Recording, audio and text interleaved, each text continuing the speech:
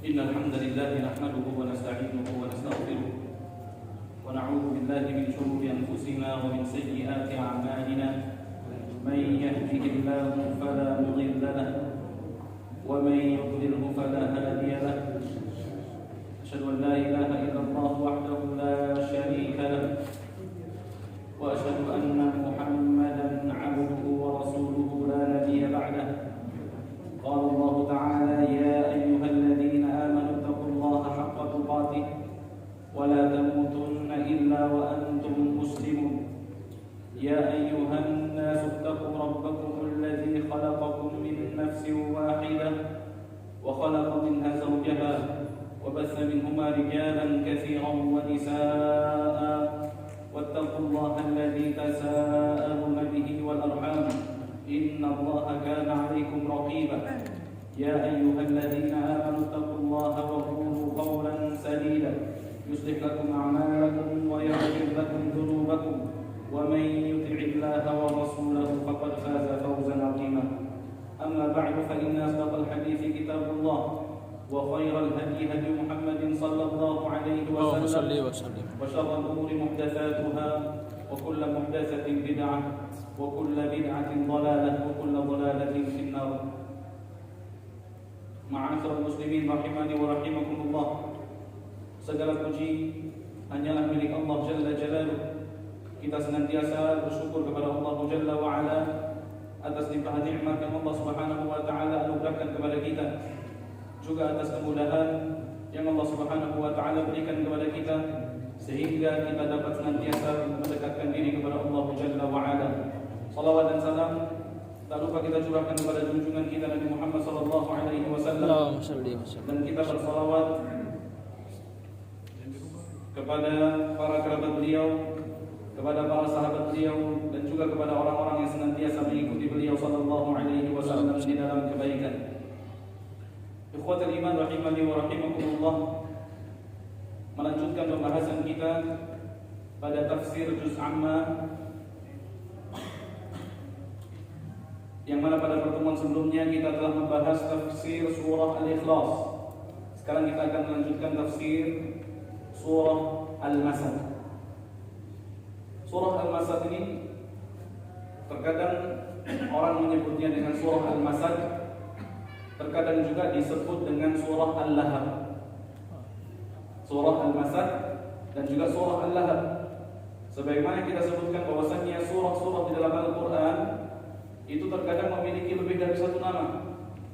Seperti surah Al-Fatihah, kadang juga dipanggil sebagai Asy-Syifa, kadang dipanggil juga dengan Ummul Quran, kadang juga disebut dengan Ad-Du'a, dan juga seperti yang ada di hadapan kita ini yaitu surah Al-Masad, terkadang juga disebut dengan surah Al-Lahab. Pada surat ini Allah Subhanahu wa taala dengan gamblang menjelaskan tentang kebenaran risalah Nabi Muhammad sallallahu alaihi wasallam. Allah Subhanahu wa taala mengabarkan pada surah ini bahwasanya Rasulullah sallallahu alaihi wasallam bukan mengajak seseorang untuk tunduk kepada kabilahnya, bukan untuk tunduk pada kekayaan seseorang. Namun Rasulullah sallallahu alaihi wasallam mengajak manusia hanya untuk tunduk kepada Allah Subhanahu wa taala.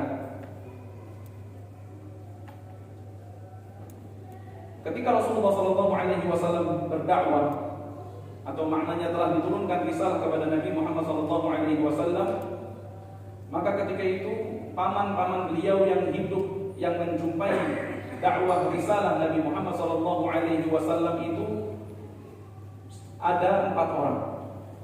Ada 4 orang. Inqasamu fi muamalatihi wa muamalati rabbih azza wa jalla ila 3 aqsam. Dari 4 orang ini kemudian dibagi menjadi 3 golongan. Yang pertama, qismun amana bihi wa jahada ma'ahu. Golongan yang pertama yaitu mereka yang beriman kepada Rasulullah sallallahu alaihi wasallam dan berjihad bersama Rasulullah sallallahu alaihi wasallam wa aslama lillahi rabbil alamin. beriman kepada Rasulullah dan beriman kepada Allah Subhanahu wa taala. Adapun golongan yang kedua yaitu qismun sanada wa sa'ada. Golongan yang membantu Rasulullah, menjaga Rasulullah sallallahu alaihi wasallam daripada kejahatan kaumnya, memberikan pertolongan, memberikan perlindungan, lakinnahu baqin 'alal kufr. Akan tetapi dia tetap di atas kekufuran sampai meninggal dunia. Itu golongan yang kedua. Adapun golongan yang ketiga yaitu qismun 'aridun. Yaitu dia yang berpaling, tidak mau beriman kepada Rasulullah sallallahu alaihi wasallam, bahkan memusuhi Rasulullah sallallahu alaihi wasallam. Fa ammal awwal, adapun golongan yang pertama, fal Abbas ibn Abdul Muttalib wa Hamzah ibn Abdul Muttalib. Pada golongan yang pertama ini yang beriman kepada Rasulullah, bahkan berjihad bersama Nabi Muhammad SAW, yaitu dua paman beliau, Al-Abbas dan juga Hamzah ibn Abdul Muttalib. Wasani, para ulama mengatakan yang kedua afdalu minal awwal. Hamzah ini, para ulama mengatakan bahwasanya Hamzah ini lebih afdal daripada Al-Abbas. Lianna tsani min afdali syuhada. Syekh Muhammad bin Shalih Al-Utsaimin mengatakan karena Hamzah ini adalah asy-syuhada yang paling afdal di sisi Allah Subhanahu wa taala. Asy-syuhada'u afdalus syuhada'u 'inda Allah 'azza wa jalla. Wa wasafahu an-nabiy sallallahu alaihi wasallam bi annahu asadullah. Bahkan Nabi Muhammad sallallahu alaihi wasallam menjulukinya sebagai singa Allah. Wa asadu rasulih, dan juga singa Rasulullah sallallahu alaihi wasallam. Abbas ini gugur sebagai syahid pada tahun kedua pada peristiwa perang Afwan, pada tahun ketiga pada peperangan yang kedua pada perang Uhud. Ya, Hamzah ini Hamzah gugur pada tahun ketiga pada peperangan Uhud. Amman ladzi sa'ada wa sa'a, adapun paman beliau Rasulullah sallallahu alaihi wasallam yang senantiasa membantu beliau, yang melindungi Rasulullah daripada keburukan kekejaman kaumnya, ma'a baqaihi 'alal kufr fa huwa Abu Thalib. Dia melindungi Rasulullah tapi dia tetap berada di atas kekufuran, yaitu Abu Thalib. Abu Thalib ini, ya, dikatakan di sini qama ma'an nabiy sallallahu alaihi wasallam khairu qiyam fi difa'i anhu, bahwasanya Abu Thalib senantiasa membela Rasulullah dengan memberikan pembelaan yang terbaik. Bahkan Abu Thalib rela untuk diboikot bersama Nabi Muhammad sallallahu alaihi wasallam dan kaum muslimin yang lainnya pada tahun ke-7 setelah Bi'tsah. Ini kezaliman, kekejaman yang dilakukan kaum Quraisy kepada Nabi Muhammad dan juga kepada para sahabat ketika itu, bahwasanya mereka memboikot kaum muslimin juga sekalian dengan Bani Abdul Muttalib pada Syi'ab, pada lembah milik Abu Thalib, pada sebuah lembah milik Abu Thalib. Kaum muslimin masuk di situ, Nabi Muhammad juga ada di situ. Kemudian Abu Thalib, bahkan pamannya Rasulullah yang belum beriman saja, semua masuk di situ. Karena mereka sepakat untuk tidak menyerahkan Rasulullah SAW kepada musuh-musuhnya, meskipun mereka masih berada di atas kekufuran. Diboikot selama kurang lebih berapa tahun? 3 tahun. 3 tahun. Pada awal mulai memboikot sampai mereka itu menulis di sebuah sahifah, sebuah lembaran itu isi perjanjian bahwasanya mereka tidak akan pernah menikahkan putri mereka ataupun putra mereka dengan keturunan Bani Hashim, tidak akan pernah jual beli dengan Bani Hashim. Kemudian sahifah ini ditempelkan di dalam Ka'bah.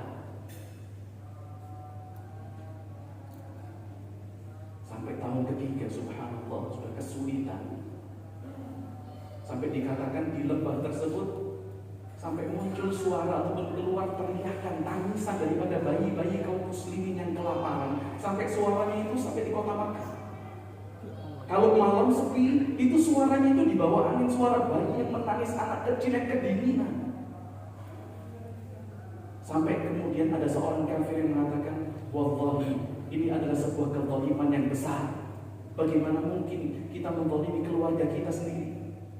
Kita memboikot mereka, melarang makanan datang kepada mereka. Tidak ada makanan, tidak ada minuman, tidak ada pakaian, panas mau panasan, dingin kedinginan. 3 tahun. Sampai kemudian mereka sepakat untuk merobek sahifah yang ada di dalam Ka'bah tersebut. Ketika mereka akan berangkat menuju Ka'bah, masuk ke dalam Ka'bah untuk merobek sahifah tersebut, Allah Subhanahu wa taala mengabarkan kepada Rasulullah sallallahu alaihi wasallam bahwasanya sahifah tersebut telah Allah kirimkan semacam hewan kecil. Apa itu hewan yang biasa makan kayu? Rayap. Untuk memakan sahifah tersebut, kecuali yang ada tulisan Allah Subhanahu wa taala. Ketika dibuka, itu sudah disampaikan. Abu Thalib mengatakan itu sahifah sudah hancur, mau kalian hancurkan sudah hancur, ini memang kezaliman. Dan ketika mereka benar masuk di dalam Ka'bah, sahifah tersebut telah hancur habis dimakan rayap, kecuali yang bertuliskan lafzul jalalah, nama Allah Subhanahu wa taala. Itu Abu Thalib diboikot bersama Rasulullah, dimusuhi. Sampai mereka datang kepada Abu Thalib mikirkan gimana caranya agar keponakanmu itu diam tidak berdakwah. Kalau kita buka tafsir Ibnu Katsir, Abu Lahab ketika Rasulullah SAW berdakwah mengatakan, ya ayuhan nas, qulu la ilaha illallah tuflihu, qulu la ilaha illallah tuflihu, wahai manusia katakan la ilaha illallah, kalian akan beruntung. Maka Abu Lahab mengatakan, innahu mubtadi', ini ahli bid'ah ini. Abu Lahab ngomong Rasulullah itu apa? Ahli bid'ah, wa dhalalah, sesat, jangan ikutin. Dimusuhi Abu Thalib. Rasulullah, Abu Thalib dimusuhi, tapi subhanallah, ketika Abu Thalib akan meninggal, Rasulullah SAW ibaratnya ingin agar di akhir usia pamannya itu sempat mengucapkan 2 kalimat syahadat. Maka Rasulullah SAW datang ke rumah Abu Thalib. Ternyata Rasulullah sudah mendapati di sisi Abu Thalib itu ada Abu Jahal dan juga ada seorang musyrik yang lain. Jadi Rasul itu sudah keduluan sama Abu Jahal itu. Maka Rasul mengatakan, ya am, qul kalimah uhajju laka biha indallahi yaumal qiyamah. Wahai pamanku, sebutkanlah 1 kalimat yang dengan kalimat tersebut aku akan menjadikannya sebagai hujah di hadapan Allah untuk pada hari kiamat. Mereka masih nggak tahu apa 1 kalimat yang diminta Rasulullah.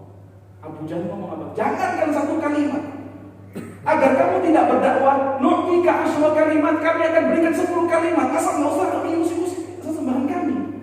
Jangankan 1 kalimat, berapa? 10 kalimat kami kasih. Apa kalimatnya? Qul la ilaha illallah wa anna Muhammadar Rasulullah. Katakan tidak ada ilah yang berhak disembah selain Allah.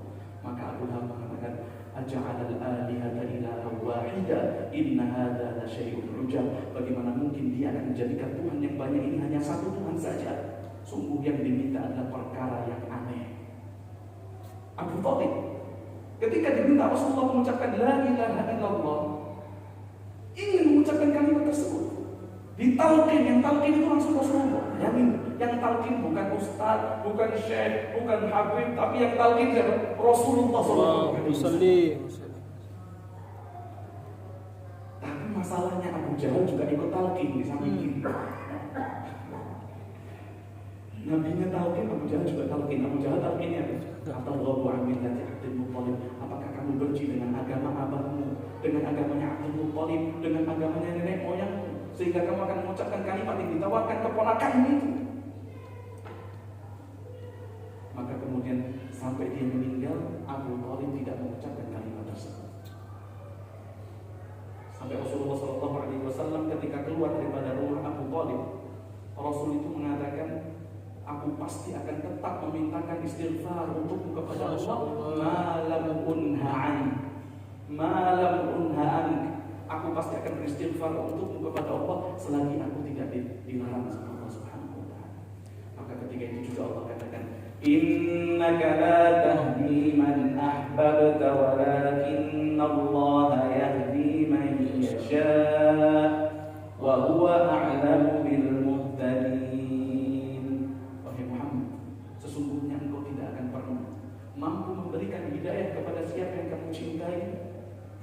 dikarenakan Allah memberikan hidayah kepada siapa yang Allah kehendaki. Subhanallah. Kalau mau kita berpikir di wasliman rahimani wa rahimakumullah, kedekatan Abu Thalib dengan Rasulullah SAW, bahkan perjuangan Abu Thalib untuk melindungi Rasulullah SAW sepanjang hidupnya. Jangankan ketika Rasulullah mendapatkan risalah, sebelum turun risalah kepada Rasulullah, kalau antum buka kitab tafsirnya, wala yanamu illa indahu Abu Thalib, itu nggak mau tidur kecuali Rasul sudah di sampingnya. Wa idza kharaja ma'ahu, kalau dia keluar safar, maknanya meninggalkan kota Makkah, pasti Rasulullah ikut juga safar bersama Abu Thalib. Saking melindunginya tuh. Sampai kisah yang masyhur di tengah-tengah kita ketika Rasulullah bertemu dengan pendeta Buhairah. Maka Buhairah mengatakan, sesungguhnya ketika aku melihat anak ini, tidaklah pohon ataupun batu illa sajidun lahu, kecuali sujud kepada dia, wala yasjudu illa linabi, dan ketahuilah tidaklah pohon tersebut, batu tersebut sujud kecuali kepada seorang nabi. Innahu rasul rabbil alamin, disampaikan sama Buhairah. Di akhirnya kemudian Buhairah mengatakan, jangan dibawa ke Romawi. Kenapa? Kalau orang Romawi melihat dia, pasti orang Romawi tahu sifat-sifat dia, mengenal dia. Karena ahli kitab itu mengenal Rasulullah kama ya'rifuna abna'ahum, sebagaimana mereka mengenal putra-putra mereka sendiri. Lebih kenal Rasulullah ketimbang putra-putra mereka. Wallahi, ini 2 hari yang lalu kejadian. Anak pas pulang jam 9:30 malam, taruh tas, buka jam tangan, taruh laci atau di raknya. Di belakang tangga ada satu anak-anak turun. Itu anak Hamzah kemana? Anak nggak pakai noleh. Terus anak ngetes, bener nggak Hamzah? Bener ternyata, subhanallah. Itu anak kenal anak-anak yang namanya Hamzah kayak gini, yang namanya Salman seperti ini, kalau ini seperti ini. Kita kenal anak kita. Orang ahli kitab itu lebih kenal Rasulullah ketimbang anak-anak mereka sendiri. Bawa pulang. Maka ditanya sama Buhairah, mana walinya? Anak, kata Buhairah. Apa hubunganmu dengan dia? Anak abu, anak bapakmu. Kata Buhairah apa? Ini nggak mungkin masih punya bapak. Anak ini nggak mungkin masih punya bapak. Kenalnya sampai segitunya. Bawa pulang. Maka ketika Rasulullah pulang, dihadiahi minal ka'ki wa zaid. Ka'ak, tahu ka'ak? Ka'ak, kuih.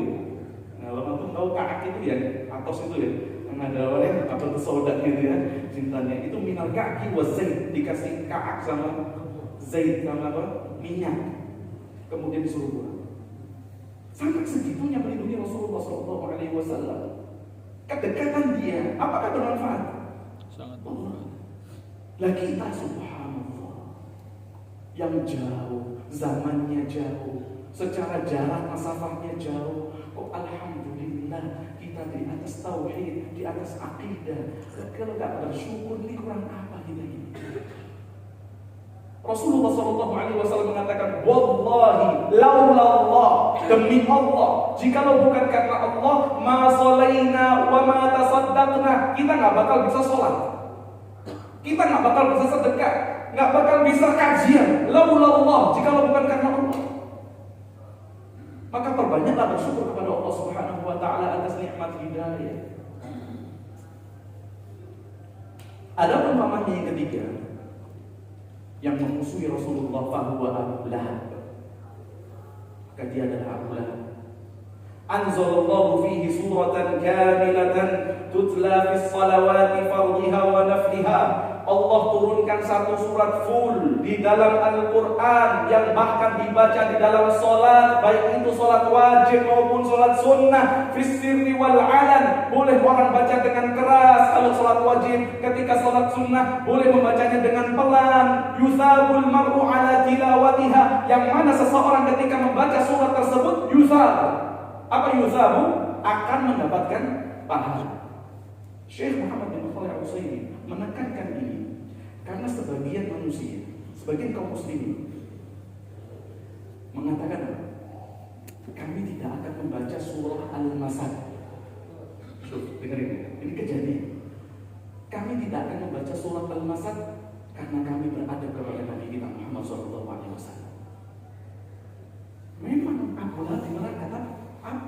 kenapa kita baca terus-menerus? Itu kalau ada Rasul pasti akan menyakiti hati Rasulullah SAW. Masya Allah ya, seakan-akan beradab kepada Nabi Muhammad SAW, tidak mau menyakiti hati Rasul. Sampai mereka mengatakan kita tidak akan membaca surah Abasa. Anda ketemu orang yang Abasa nggak mau baca Abasa. Kenapa? Karena di situ ada celaan kepada Rasulullah. Sebagai bentuk adab Anda kepada Rasulullah, Anda nggak akan baca surah. Sampai ini ada, baru saya dapat maktab video ya Rabiul Awal. Ada seorang syekh ya, dari Mesir, kalau nggak salah lihat bajunya sih dari Mesir. Dia mengatakan, "Lau qala an-nabiy sallallahu alaihi wasallam lan tahtafilu bi maulidi ihtafalna." Kalau Rasul hidup kemudian mengatakan jangan merayakan maulidku, kami akan merayakan itu. Kenapa? Karena tidaklah Rasulullah mengucapkan perkataan itu kecuali karena ketawaduan beliau. Pada perkara ini, sisi adab harus lebih diutamakan daripada syariat. Subhanallah. Lantas kemana firman Allah Subhanahu wa ta'ala, "Wa ma atakumur rasulu fakhuduhu wa ma nahakum anhu fantahu." Apa yang datang di bawah Rasulullah ambil, apa yang dilarang maka tinggalkan. Kayak nggak pernah ngaji, kayak nggak pernah tahu, padahal ini baru di surah Al-Hasyr yang mungkin anak umur 4 tahun, umur 5 tahun, 10 hafal. Sampai mengatakan, "Lau qala Nabi sallallahu alaihi wasallam lan tahtafilu bi maulidi." Kalau dilarang sama Rasulullah, kita tetap bikin. Kenapa? Karena Rasul melarangnya pasti karena ketawaduan beliau. Sebagai bentuk adab kita tetap kita kedepankan adab daripada syariat. Allah turunkan surat yang dibaca sampai hari kiamat. Yuthabul mar'u ala tilawatiha. Orang yang baca itu akan mendapatkan pahala ala aqal ala kulli harfin asyru hasanat. Paling sedikit setiap huruf berapa kebaikan? 10. Yaqulullahu azza wa jalla. Allah azza wa jalla berfirman, "Tabbat yada abi lahabin wa tabb."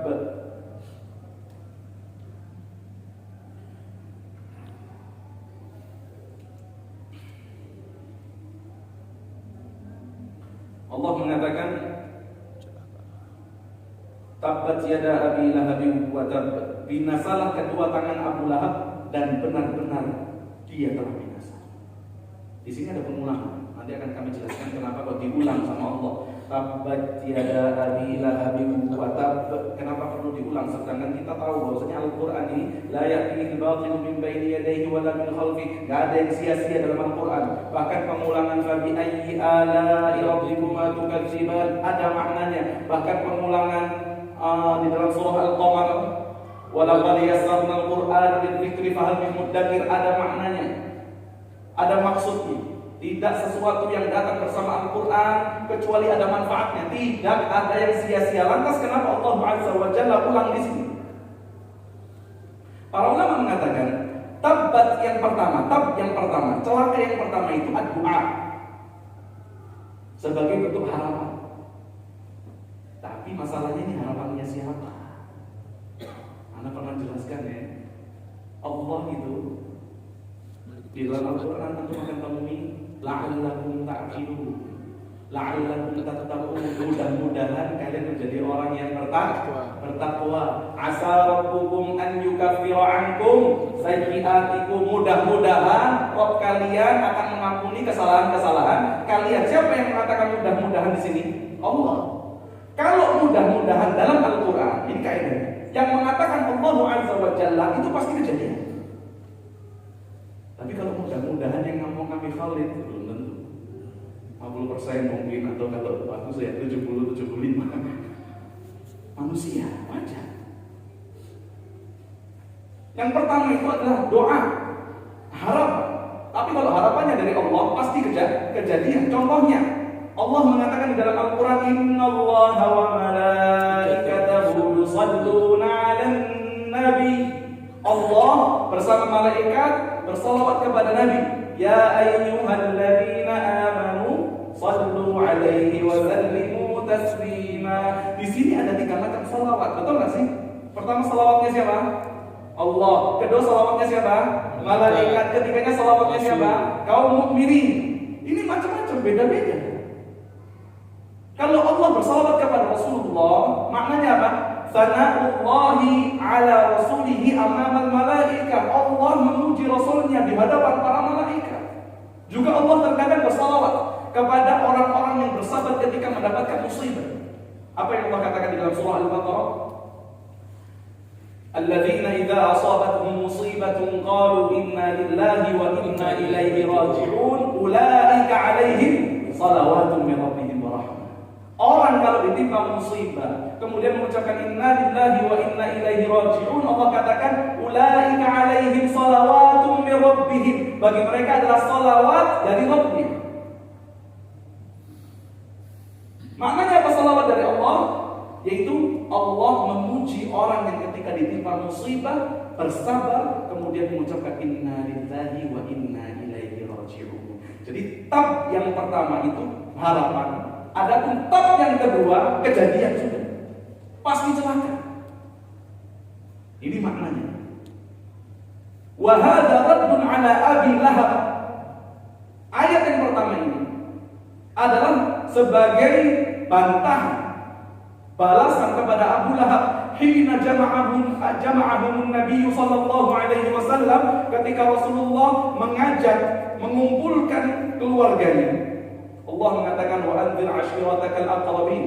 Wahai Muhammad, berikanlah peringatan kepada keluarga terdekat. Maka Rasulullah mengumpulkan Bani Abdul Manaf, Rasul mengumpulkan Bani Makhzum, Rasul mengumpulkan Bani Adi, Bani Taim pada satu tempat yang namanya Bukit Abu Qubais. Ini bukit biasa dipakai untuk memberikan pengumuman-pengumuman penting. Tempatnya agak tinggi, Rasul naik.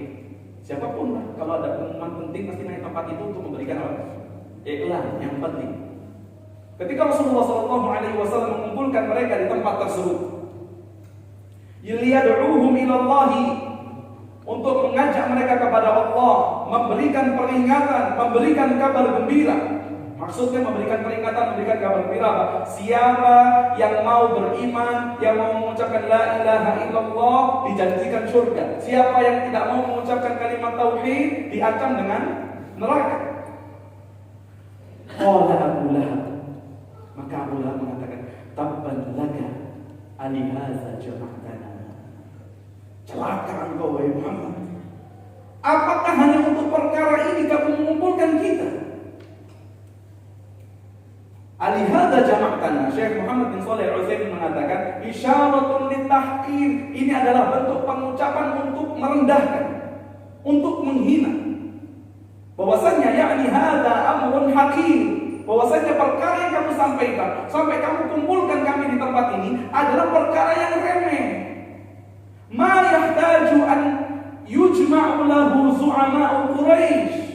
An yujma'a lahu zu'ama'u Quraisy, yang tidak pantas untuk ucapanmu ini, untuk ajakanmu ini, kamu sampai kumpulkan pemuka-pemuka Quraisy di tempat ini. Ya. Jadi Abu Lahab mengucapkan itu, tabban laka alihadza jama'tana, maka Allah Subhanahu wa taala turunkan surah Al-Masad ini. Adapun pada tafsir Ibnu Katsir, Rasulullah SAW pada awal mula berdakwah itu ada seorang yang bernama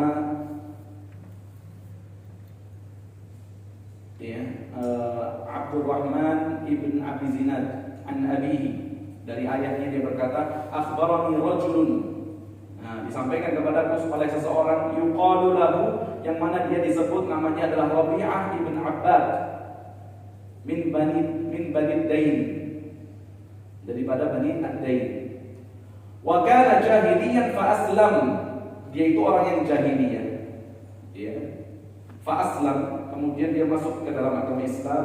Dia mengucapkan apa? Ra'aitu Nabiyya sallallahu alaihi wasallam fil jahiliyah. Aku melihat Nabi Muhammad sallallahu alaihi wasallam pada masa jahiliyah fi suqi Dzil Majaz. Rasulullah berada di pasar yang namanya Dzil Majaz. Wa huwa yaqul, dan Rasulullah mengucapkan, ya ayyuhan nas qulu la ilaha illallah tuflihu. Rasulullah mengatakan, wahai sekalian manusia, ucapkanlah la ilaha illallah, tidak ada ilah yang berhak disembah selain Allah, tuflihu, niscaya kalian akan beruntung.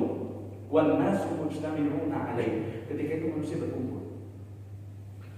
Wa wara'ahu, dan di belakang Rasul, rajulun wadhi'ul wajh. Ada satu orang yang wajahnya itu Masya Allah bersih. Abu Jahal ini kalau antum tahu ganteng orangnya. Makanya di Abu Lahab ini ganteng orangnya. Putih, bersih, makanya dipanggil dengan kunyahnya Abu Lahab. Lahab itu seperti orang yang wajahnya itu putih kemerah-merahan. Wa wara'ahu rajulun wadhi'ul wajh. Ada seseorang yang wajahnya itu putih bersih, ahwal. Ahwal itu tapi matanya juling. Yaqul, orang itu mengatakan, innahu sabiq kadzib. Sesungguhnya orang ini telah meninggalkan agama nenek moyangnya, kadzib, pendusta. Diikuti terus Rasulullah, haitsudah, kemanapun Rasul pergi diikutin sama Abu Lahab. Kemudian siapa tadi? Rabi'ah itu bertanya, fasa'altu anhu, siapa itu yang di belakangnya itu yang ikuti terus itu? Hadza ammu Abu Lahab, itu pamannya itu Abu Lahab. Tabbat yada Abi Lahab wa tab. Allah katakan celaka kedua tangan Abu Lahab dan telah celaka. Kenapa kok disebutkan tangan? Kenapa disebutkan kaki, rambut, hidung, apa lagi? Kenapa kok harus tangan? Li'annal yadaini huma alatal amal wal harakah. Karena tangan ini adalah alat untuk beramal. Ya. Organ tubuh yang paling digunakan untuk beramal. Wal akhdhu wal ata, ngambil, kasih, wa ma asbaha dzalik. Ya. Dan semisalnya. Wa hadzal laqab. Adapun laqab ini Abu Lahab itu adalah laqabun, sesuatu julukan yang sangat cocok dengan keadaan Abu Lahab dan apa yang akan terjadi bersama dia. Orangnya putih, orangnya bersih, dipanggil Abu Lahab cocok. Nanti di hari kiamat Allah masukkan dia ke dalam neraka, cocok sudah. Makanya orang itu tidak dilihat dari tampangnya. Mau dia ganteng, mau dia putih, mau dia jelek, mau dia apa lagi. Ini yang dilihat adalah takwanya di sisi Allah Subhanahu wa taala. Bukankah sampai kepada antum kisah seorang budak jariyah yang kulitnya hitam legam, ya. Kemudian Abdullah bin Abbas mengatakan kepada muridnya, "Atha, wahai Atha, mau enggak kamu aku kasih tahu seorang wanita calon penghuni surga?" Masih jalan di dunia sudah dikatakan calon penghuni surga. Itu tuh tilkal mar'atu saudatu, wanita hitam itu atatin Nabi sallallahu alaihi wasallam, pernah datang kepada Rasulullah kemudian mengatakan, ya Rasulullah, aku menderita penyakit ayan. Kata Rasulullah, dia mengatakan, doalah kepada Allah agar Allah memberikan kesembuhan untukku. Maka kata Rasulullah, in syi'ti da'awtu laki fashufit. Kau kami qala, kalau kamu berkehendak, aku doa kepada Allah supaya kamu disembuhkan. Tapi kalau kamu sabar, walakil jannah, kamu akan dapat surga. Maka wanita ini mengatakan, idzan asbir, kalau gitu aku sabar ya Rasulullah. Ketika mau pergi meninggalkan Rasulullah, kemudian dia datang, ya Rasulullah, tapi kalau lagi ayam ini, atakasyaf, auratku itu terbuka. Anak minta cuma satu, apa? Berdoalah kepada Allah, Allah atakasyaf, agar ketika aku pemataiannya, aku tidak terbuka auratku. Subhanallah. Orang ayam itu sadar nggak? Tidak sadar. Nggak sadar. Dia takut kalau dia nggak sadar auratnya kebuka. Sekarang berapa banyak wanita yang dengan sadar malah buka aurat, betul nggak sih? Betul. Alhamdulillah. Ini yang nggak sadar aja takut ketika nggak sadar auratnya terbuka. Ini dengan sadar malah beli pakaian yang belum jadi, ya kan? Masya Allah, berangkat ke masjid itu, ya Allah, kita akan berlangganan dulu imam itu nggak berani sebelum azan di depan masjid itu nggak berani masuk masjid. Yang datang macam-macam begini. Ya. Ketika sholat, Masya Allah, rapat semua pakai muka Allah. Setelah sholat, buka lagi itu jangan lagi. Dia minta, ya Rasulullah, satu saja yang aku minta, apa? Kalau datang ayahku jangan sampai aku terbuka aurat. Didoakan sama Rasulullah SAW. Masuk surga, dijamin surga, bahkan masih dia berada di dunia. Jadi orang ganteng ini bukan patokan juga, bukan jaminan. Karena memang nih, kadang laptop itu sesuai dengan orang yang mendapatkan julukan itu. Contohnya Abu Lahab nih, cocok gak? Orangnya putih dipanggil Abu Lahab, nanti juga apa? Masuk neraka, dibakar dia. Saya sudah nawar, zatalah, ya kan? Cocok. Rasul juga pernah nih sebelum azan. Udah belum. Dikit lagi. Sebelum azan. Ada ketika antum ingat peristiwa perjanjian Hudaybiyah tahun 6 Hijriah. Ketika Rasul dan para sahabat ingin melakukan umrah dari Madinah ke Makkah, tiba-tiba di tengah perjalanan dicegat, diberhentikan sama orang Quraisy mengirim negosiator mereka, namanya siapa? Suhail. Jadi ketika diberhentikan, tidak tahu siapa yang bakal jadi negosiatornya mereka. Rasul berhenti karena memang mau ngomong, nggak bawa senjata. Ternyata yang datang setelah itu Suhail ibn Amr radhiyallahu anhu, ketika itu masih kafir. Ketika Suhail datang, Rasulullah mengatakan, "Hadza Suhail ibn Amr, wa ma arahu illa sahhala lakum min amrikum." Ini yang datang Suhail, dan aku tidak melihat kecuali dengan datangnya Suhail perkara kalian akan dipermudah oleh Allah Subhanahu wa taala. Karena yang datang siapa? Suhail. Apa artinya Suhail? Mudah. Optimisnya Nabi Muhammad sallallahu alaihi wasallam. Ini yang datang Suhail. Insyaallah lancar. Babnya apa?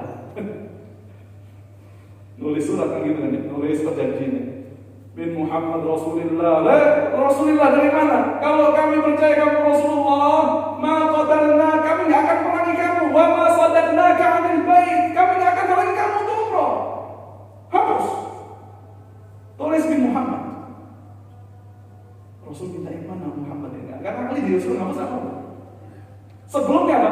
Tulis Bismillahirrahmanirrahim. Ngapain Bismillahirrahmanirrahim? Tulis seperti mana yang nenek moyang biasa tulis ketika nulis surat, apa? Bismillahirrahmanirrahim. Udah. Baru satu ucapan dilawan, ucapan dibantah. Katanya Rasulullah tadi mudah. Ini kok sulit? Baru mau tulis sudah susah.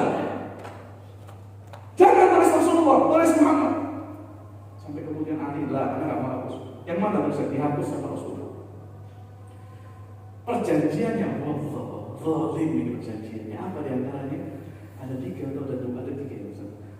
Yang pertama, tidaklah ada yang datang dari Makkah untuk datang ke Madinah masuk Islam kecuali kami kembalikan kepada kami di kota Makkah. Jangan ditampung. Dan kalau ada orang Madinah yang murtad datang ke Mekah, kami nggak akan balikin. Katanya Suhail tadi, katanya Sahal tadi, pertamanya sudah kayak gitu. Kemudian nggak bisa umrah tahun ini, tahun depan. Sampai itu Umar tergambar-gambar, ya Rasulullah, ini aku fatih. Ketika belum distempel, tiba-tiba muncul siapa? Abu Jandal. Apa kata Abu Jandal? Anak dari Suhail. Muncul dengan babak belur, dengan sudah diikat sama abahnya udah berbulan-bulan, minta pertolongan kepada kaum muslimin. Kata Suhail, ini yang pertama kamu kembalikan kepada kami. Kita belum nulis ini, kita masih tulis, belum kita sepakati, belum dia apa? Stempel. Tolong yang ini bolehlah. Lah, kalau ini tidak dikembalikan, tidak ada perjanjian, batal sudah. Katanya Sahal ini. Tapi tetap Rasul mengatakannya. Tapi subhanallah, tidak pernah berapa tahun? 10 tahun. Gara-gara perjanjian ini, Masya Allah, Islam itu berkembang, bisa ekspansi sampai Romawi, bisa kemana-mana. Betul gak sih? Gara-gara tidak ngurusin Quraisy Makkah ini, berkembang Islam.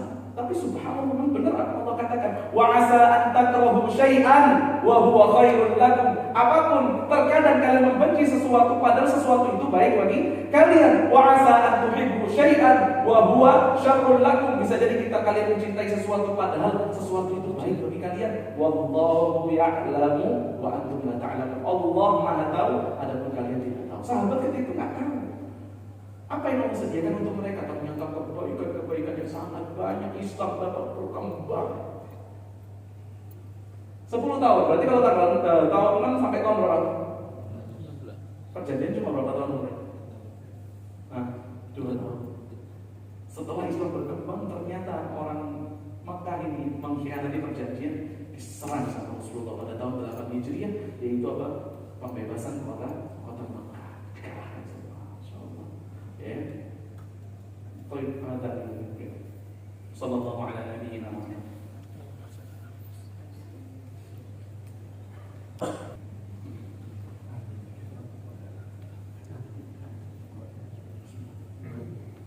Alhamdulillah rabbil alamin wal 'aqibatu lil muttaqin wa la 'udwana illa 'alal zalimin. Asyhadu an la ilaha illallah wahdahu la syarika lahu wa asyhadu anna Muhammadan 'abduhu wa rasuluhu la nabiyya ba'dahu. Kita lanjutkan sedikit sebelum salat Isya. Allah berfirman pada ayat yang kedua, ma aghna 'anhu maluhu wa ma kasab. Tidaklah berguna baginya harta dan apa yang dia usahakan. Maluhu, harta, tentunya sama-sama kita ketahui, ya, harta berupa uang mungkin, berupa properti mungkin. Wa ma kasab, dan apa yang dia usahakan, maknanya apa? Dan anak-anaknya. Ya, anak-anaknya. Di sini Syekh Muhammad bin Utsaimin rahimahullah mengatakan, yaqulullahu azza wa jalla ma aghna 'anhu maluhu wa ma kasab. Ma di sini penafsiran yang pertama yaitu hadhihi yuhtamal an takuna istifhamiyah. Ma di sini sebagai kalimat tanya. Maknanya apa? Apakah hartanya dan juga anaknya akan bermanfaat bagi dia? Gitu. Jadi ditanya. Ma istifhamiyah. Tentu jawabannya apa? Tidak bermanfaat. Kenapa Allah Subhanahu wa taala turunkan ayat yang kedua ini? Ini karena ucapan daripada Abu Lahab. Seperti yang diriwayatkan oleh Abdullah bin Mas'ud radhiyallahu anhu, anna Rasulullah sallallahu alaihi wasallam lama da'a qaumahu ila al-iman. Ketika Rasulullah berdakwah mengajak kaumnya menuju keimanan, qala Abu Lahab, maka Abu Lahab mengucapkan, idza kana ma yaqulu ibnu akhi haqqan, jikalau yang diucapkan keponakanku ini benar, fa inni aftadi nafsi yaumal qiyamati minal adzabi bimali wa waladi, pasti aku akan tebus, kata Abu Lahab, aku akan tebus siksaan Allah dengan harta dan anak-anakku. Maka Allah Subhanahu wa taala turunkan ma aghna 'anhu maluhu wa ma kasab. Jadi penafsiran pertama ma ini pertanyaan, apakah hartanya dan juga anak-anaknya akan memberikan manfaat bagi dia? Tentu tidak. Adapun yang kedua, penafsiran yang kedua, ma yang dimaksud ini adalah tidaklah harta-hartanya dan juga anak-anaknya akan memberikan manfaat bagi Abu Lahab sedikit. Subhanallah ya. Memang harta dan anak ini ya bisa jadi sesuatu yang berguna, bisa jadi juga tidak dapat menghasilkan apa-apa bagi kita. Bahkan Rasulullah SAW mengatakan, apakah kepada para sahabatnya, apakah kalian mengenal siapa orang yang mandul itu? Maka para sahabat mengatakan, orang yang mandul itu ya Rasulullah adalah orang yang tidak memiliki keturunan. Maka Rasulullah SAW mengatakan, bukan itu yang aku maksud. Tapi mandul yang aku maksud di sini adalah orang yang memiliki keturunan, akan tetapi keturunannya itu tidak dapat memberikan manfaat sedikit pun untuk ayahnya. Maknanya keturunannya adalah keturunan yang buruk. Nah, itu ya. Anak yang buruk, anak yang tak saleh. Makanya Rasulullah SAW ketika mengatakan, idza matal insanu inqata'a 'amaluhu illa min thalath. Jika manusia meninggal, maka terputuslah seluruh amalannya kecuali daripada 3 perkara: shadaqatin jariyatin, dari sedekah jariyah, au ilmin yuntafa'u bih, atau ilmu yang bermanfaat, au waladin shalihin yad'u lahu, atau dari anak yang saleh. Tidak sekedar anak, tapi anak yang soleh. Ketika seseorang memiliki anak yang soleh, maka anak itu akan bermanfaat bagi dia di dunia, anak itu akan bermanfaat bagi dia di barzakh, dan anak itu akan bermanfaat bagi dia di akhirat. Ini ada satu kisah yang sangat menarik. Ya. Dari namanya Faruq Abu Abdurrahman julukannya. Namanya Faruq, julukannya kunyahnya Abu Abdurrahman. Ini ayah daripada Rabi'ah. Rabi'ah ini adalah guru daripada Imam Malik. Kharaja fil bu'uthi, dia keluar bersama pasukan ke Khurasan untuk berperang. Jadi dikirim oleh kekhalifahan ketika itu ya, untuk berperang, meninggalkan kota Madinah berperang di Khurasan. Dan ketika itu Rabi'ah, anak yang bernama Rabi'ah itu sedang dikandung ibunya. Jadi bapaknya pergi, anaknya belum lahir. Ya. Ketika dia akan pergi meninggalkan istrinya, dia titipkan 30.000 dinar kepada istrinya. Titipkan berapa? 30.000 dinar. Pergi bertahun-tahun, bukan setahun, 2 tahun, 3 tahun, 4 tahun, 5 tahun, berapa? 27 tahun. 27 tahun dia pulang. Langsung naik kuda bawa tombak. Dia buka itu pagar rumahnya dengan tombak ini. Dia kaget, kenapa? Menemui satu orang laki-laki ada di dalam rumah dia. Dia nggak tahu itu anaknya gitu. Siapa ini? Yang di dalam rumah juga apa? Juga ngamuk dia udah. Siapa ini juga?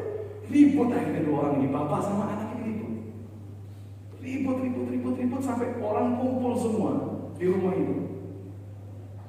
Maka ketika ditanya, "Ente siapa?" Ente nggak tahu masuk rumah orang bawa tombak apa semua. Ngakunya kata Faruq katanya, "Wallahi, ini rumah anak. Ini rumah anak." Tiba-tiba istrinya, itu kalau orang dulu ribut di rumah, istrinya itu di luar rumah, istrinya nggak pernah keluar rumah karena dia di dalam rumah sudah yang diribut ya, anak laki-lakinya beribut sama orang, dia nggak pernah keluar rumah. Ketika yang datang tadi ngomong apa? Hada dari, ini rumahku. Maka istrinya kemudian ingat tuh, suaminya 27 tahun itu pergi, balik ternyata. Langsung keluar, ini bapakmu, katanya gitu. Ini anakmu, Allah. Subhanallah, ini tak ceritanya. Subhanallah. Maka kemudian, oh ini anakku, yaudah masuk. Bapaknya masuk, Rabi'ahnya ke masjid. Bapaknya makan dulu. Ketika makan, Faruq mana tuh 30.000 dinar yang dulu aku titipin sama kamu itu. Oh yang 27 tahun nggak muncul tanya yang berapa? 30.000 dinar. Kata istrinya, jangan tanya duit dulu deh. Kamu sholatlah di masjidnya Rasulullah dulu coba. Antum datang langsung tanya duit, sholat dulu ke Masjid Nabawi di Madinah. Ukhruj, sholli fi Masjidil Rasul. Keluar kamu, sholatlah di Masjidil Rasul. Fa kharaja fa shalla. Maka dia keluar, dia sholat. Setelah dia sholat, fa nadhara ila halqatin wafirah. Dia melihat ada satu halaqah yang masya Allah ramai. Orang itu ramai yang dengar kajian. Ya. Fa atahu fa waqafa alaihi. Didatangi halaqah itu. Mungkin ada yang duduk, ada yang berdiri, ada yang apa, dia datang itu. Nyelip-nyelip itu. Ya. Dilihat di tengah itu ada seorang yang pakai topi itu lain sendiri. Topi yang itu lain untuk membedakan kalau ini gurunya gitu. Orang sekarang kan udah kayak, insya Allah topinya bagus-bagus karena bulu-bulu. Yang gurunya ini loh, topi yang dibedakan itu. Dia masih kaget, dia masih nggak tahu siapa itu. Dia baru ketemu anaknya, betul nggak sih? Tanya. Kemudian tanya sama orang sampingnya, siapa itu? Masya Allah, anda nggak pernah tahu ada majelis sebesar ini yang datang, yang dengarkan, Masya Allah. Maka dikatakan, nggak tahu. Ini ulama terkenal namanya Rabi'ah ibn Abdurrahman. Masya Allah. Sebutkan nama dia ibn Abdurrahman. Cuma nggak ngomong Rabi'ah bin Faruq, nggak kenal, dia terkenal. Dia punya yang terkenal. Rabi'ah ibn Abdurrahman. Maka Abu Abdurrahman ini Faruq tadi mengatakan, laqad rafa'allahu ibni, ya Allah. Allah telah angkat derajatnya anak. Allah. Yang dengar kajian sebanyak ini. Farajah, dia pulang. Namun istrinya nggak duduk di kajian ya. Ini masih kajian. Duduk pulang. Dulu kajian jam-jaman. Loh iya, kalau sekarang kajian untuk 40 menit udah muter sana, muter sini, ada yang sendal jam-jaman. Imam Malik dulu kalau kajian itu saking capeknya dia pernah meluruskan kakinya. Tiba-tiba muncul satu orang, mungkin anda pernah cerita, muncul satu orang itu Masya Allah ala zayyil alim, Masya Allah rupanya itu kayak orang alim, sorbannya besar, jenggotnya lebat. Maka saking sungkannya Imam Malik dengan orang tadi, dilipet kakinya. Oh ini ada orang alim datang. Imam Malik lagi jelasin tentang puasa. Puasa itu begini. Mulai matahari terbit sampai terbenam begini. Tiba-tiba orang yang alim itu berdiri bertanya. Ini soal. Anda ada pertanyaan oleh Imam.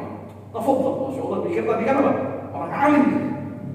Tadi aku mengatakan menyampaikan bahwasannya puasa itu dari terbit matahari sampai terbenam matahari. Pertanyaan Anda. Oh ini berat ini pertanyaan. Apa? Gimana kalau matahari nggak jadi tenggelam?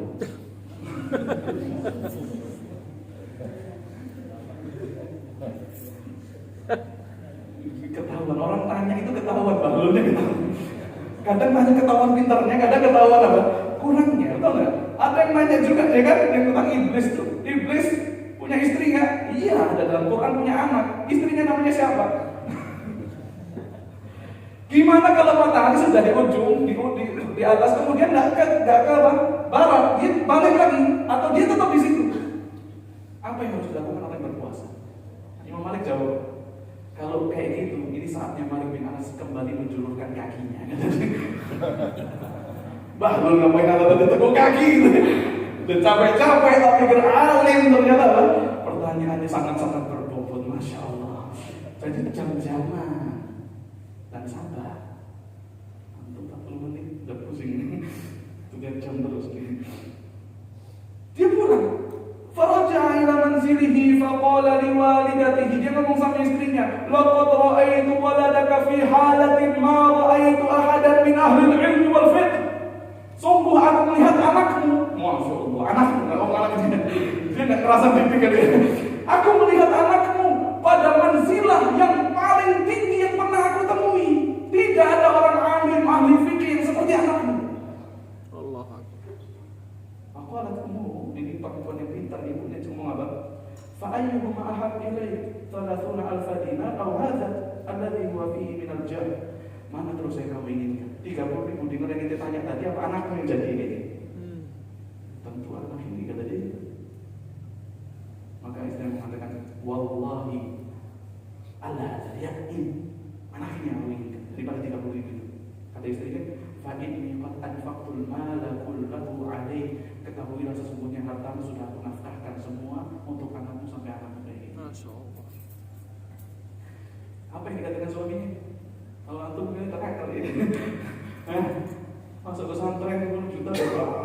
Pesantren mahal banget 10 juta. SPP-nya berapa? Katanya Al-Quran kan maksudnya lah gitu ya. Padahal untuk ilmu itu harus namanya bulghah. Tahu nggak bulghah apa? Bekal. Ada seorang imam yang datang ke Imam Malik ini. Sebelum saya tutup kisah ini, datang ke Imam Malik, abahnya itu jual apa? Jual atap rumah. Gentengnya dilepasin dijual. Buat anaknya berangkat ke Madinah belajar sama Imam Malik. Ini ahli qiraat. Sampai di hadapan Malik, saking senangnya, bayangin ini bukan dari Madinah, dari negeri yang jauh. Saking senangnya dia duduk di majelis Imam Malik, sampai dia langsung mengatakan, Imam, dia langsung lagi majelis nih, tanya langsung nih. Dan majelis Imam Malik itu nggak boleh ada yang bising, ada yang nggak terang, itu nggak boleh. Makanya Imam Malik itu punya beberapa budak yang gede-gede itu, kalau ada yang pelanggaran langsung diambil bawa ke belakang. Ini tahu Imam mana bawa ke belakang, ditangkap ini malah dibawa ke Malik. Setelah kajian selesai didatangin, cambuk 16 kali atau 15 kali, dicambuk. Maksudnya apa? Ini majelis butuh konsentrasi. Begitu ada yang nyeletuk satu, untuk konsentrasi lagi susah gitu loh. Butuh waktu, buang-buang waktu. Dia punya apa? Punya disiplin sendiri. Dicambuk 15 kali atau 16 kali.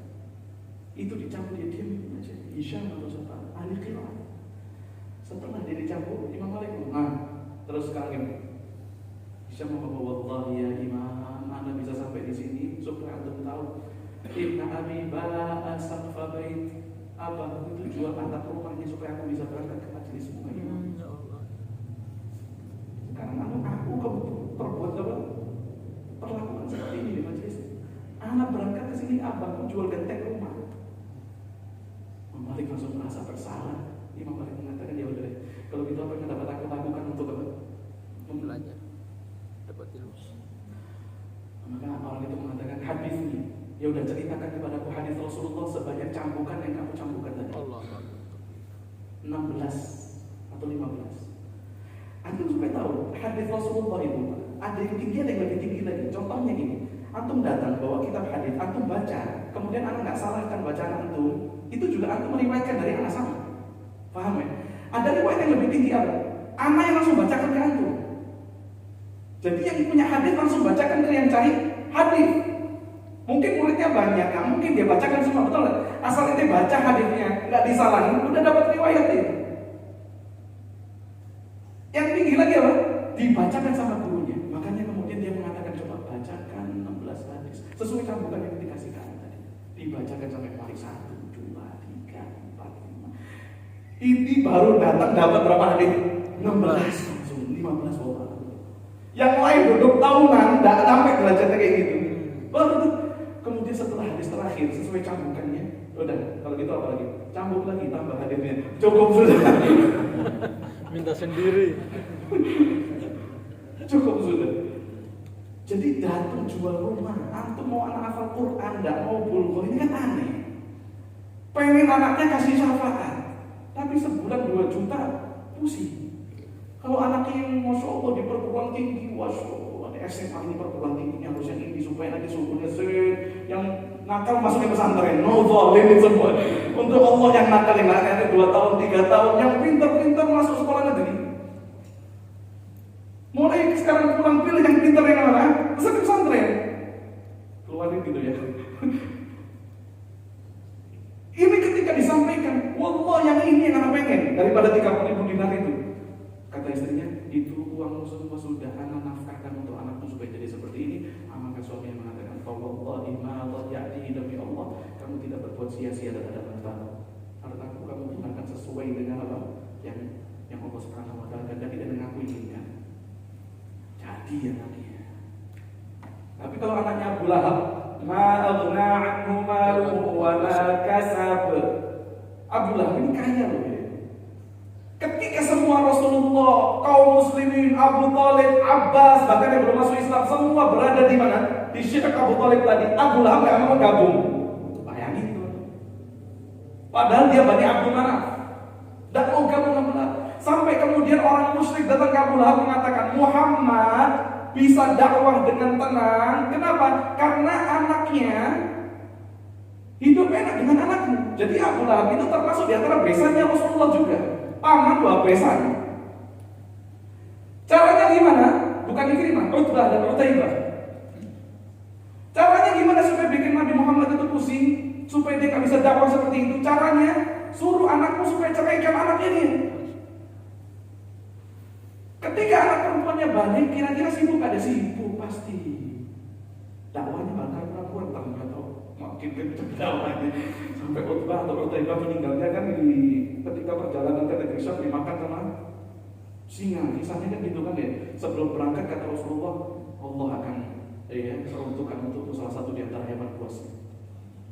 Kemudian Utbah atau Utaibah kemudian dia percaya karena yang diucapkan Rasul pasti kejadian, cuma tidak perlu. Bahkan ketika mau berangkat sama Abu Lahab ditahan, jangan berangkat sudah. Inna Muhammadan idza qala syai'an maka Muhammad kalau ngomong sesuatu nggak mungkin dusta. Anak takut yang tadi dimakan sama bila kan puas. Berangkat. Dia berangkat. Ketika mau tidur malam, dia mengatakan kepada orang-orang yang siapa yang bisa jamin anak besok di pagi masih hidup, saya kasih 1.000 dinar. Maka orang-orang udah patungan semua, barang-barang itu ditaruh di samping, kemudian orang-orang tidur di sampingnya. Utbah atau Utaibah, dia di tengah. Malam kejadian aja itu. Binatang buas masuk, ngelompatin barang, ngelompatin orang, ambil Utbah pergi. Mati. Apakah anaknya bakal bermanfaat? Jangankan di dunia, jangankan di akhirat, di dunia dia tidak manfaat. Ma'abna anhu malu wa ma kasab. Mungkin sampai di sini lah yang dapat kita sampaikan. Baru 2 akhirnya insyaallah kita akan lanjutkan pada pertemuan berikutnya. Ada wassallallahu ala nabiyina Muhammad. Kita langsung dengan bacaan doa berdiri subhanallahumma rabbana wa bihamdika asyhadu an la ilaha illa anta astaghfiruka wa atubu ilaik. Assalamualaikum warahmatullahi wabarakatuh.